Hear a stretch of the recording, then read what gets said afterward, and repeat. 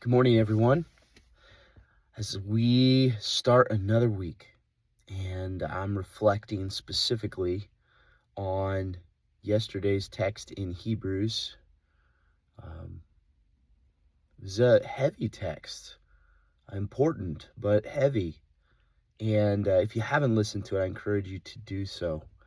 And if you did, then you know that one of the most specific challenges for us as we think about the exhortations, really the warning in that text, is to ask ourselves, what are we going to do to intentionally train ourselves in godliness and righteousness this week? And if you remember that visual illustration of starting training, but never moving past the introductory lessons, never actually adding weight to the bar, means there's no progression, no growth. And that's the biggest warning that the writer of Hebrews is seeking to share with his readers.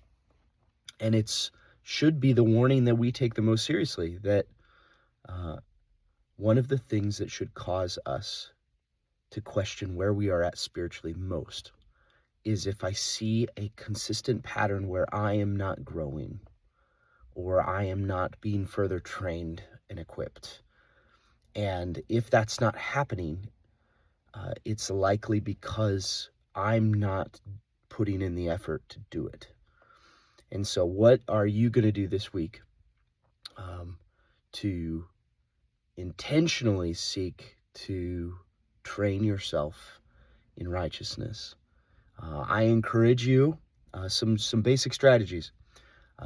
Set aside 15 to 20 minutes every day to just be in the Word. And before you do that, pray and ask that the Spirit of God would help you to see what you need to see, to hear what you need to hear, and to grow where you need to grow. And then just faithfully practice that.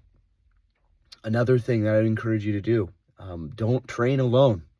So if you know some people who desire to grow in Christ, and you have the opportunity to get together with them and open the Word together, ask hard questions of each other, challenge each other, push each other, it's always more fun to do that, and I think more equipping to do that when you do it with others. But don't wait for people to come to you. You seek those people out, because you're going to be intentional about training yourself in righteousness. And then do some personal reflection. Pull out your phone and take some notes, or if you have a journal, write out and ask yourself, where have you seen yourself grow in the last 3 to 5 years? And then set some goals. Have a trajectory you're trying to get to. What are you aiming for?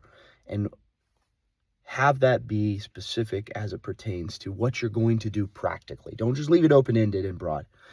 And I'm going to pray that through this, we would each be challenged to intentionality in training, and that as we are intentional and seek to grow, that we will have a front seat to what God is doing, not only in our own lives, but in the lives of those around us, and how the Lord desires to use us in that process. So go be trained this week. Be intentional. And I look forward to seeing what the result of that intentionality will be. Have a great week, everyone.